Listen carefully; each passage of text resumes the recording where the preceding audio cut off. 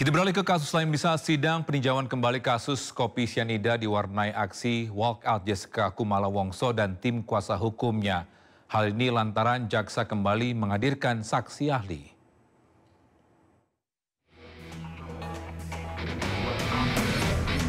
Pengadilan Negeri Jakarta Pusat kembali menggelar sidang lanjutan peninjauan kembali kasus kopi sianida pada Senin siang. Sidang berlangsung tanpa menghadirkan Jessica dan tim kuasa hukumnya karena pihak Jessica memilih untuk keluar dari ruang sidang karena tak terima jaksa menghadirkan ahli. Kendati diwarnai aksi walkout, namun sidang tetap digelar dengan menghadirkan dua orang ahli digital forensik dari jaksa penuntut umum, yakni Muhammad Nuh Al-Azhar dan Christopher Harimandrianto.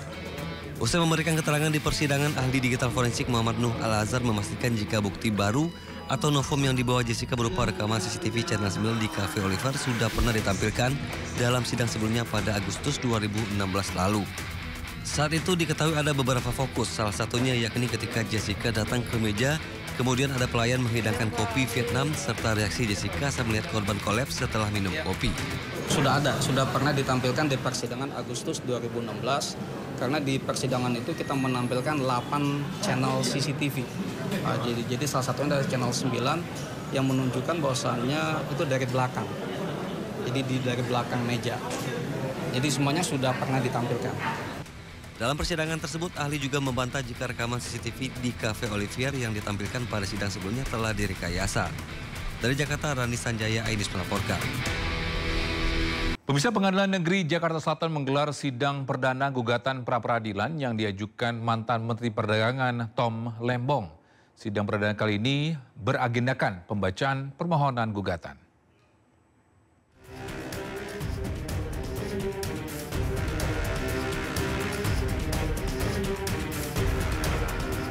Sidang perdana gugatan pra-peradilan Menteri Perdagangan periode 2015-2016 Tom Lembong digelar di Pengadilan Negeri Jakarta Selatan Senin siang.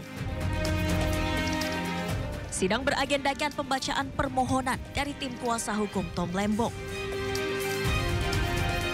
Gugatan pra-peradilan diajukan Tom Lembong melalui kuasa hukumnya untuk memastikan keabsahan penetapannya sebagai tersangka oleh Kejaksaan Agung dalam kasus dugaan korupsi impor gula. Tim kuasa hukum Tom Lembong menyebut ada kesalahan yang dilakukan Kejagung dalam penetapan tersangka hingga penahanan Tom Lembong. Salah satunya, Kejagung tidak memberi kesempatan kliennya untuk menunjuk pengacaranya sendiri saat ditetapkan sebagai tersangka. Pada waktu itu, peristiwanya itu Pak Tom Lembong itu diperiksa sebagai saksi, dipanggil sebagai saksi.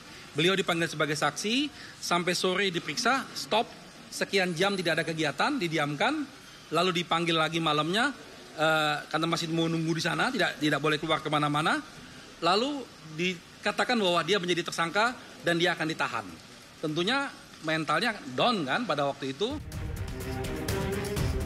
Agenda sidang pra-peradilan Tom Lembong akan dilanjutkan dengan agenda pembuktian oleh pihak penggugat. Tim kuasa hukum berharap Tom Lembong dapat dihadirkan di muka persidangan. Dari Jakarta, Naura Syafikah, Aris Setiawan, iNews melaporkan. Pemirsa, Komisi 3 DPR RI menggelar uji kepatutan dan kelayakan atau fit and proper test bagi calon pimpinan dan calon Dewan Pengawas KPK periode 2024-2029. Agenda fit and proper test Capim dan Cadewas KPK dimulai dengan pengambilan nomor urut dan membuat makalah sesuai dengan tema yang ditetapkan.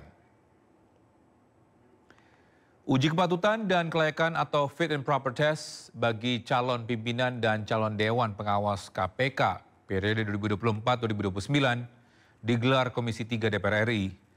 Acara dimulai dengan pengambilan nomor urut fit and proper test secara bergantian. Para kandidat mengambil 2 amplop yang tertutup secara acak yang berisikan nomor urut dan tema makalah yang telah ditentukan.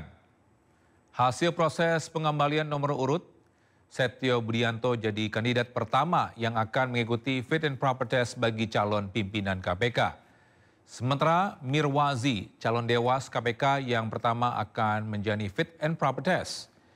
Fit and proper test akan berlangsung hingga Kamis mendatang. DPR RI akan mengajukan 5 calon hasil fit and proper test untuk jadi pimpinan KPK ke Presiden.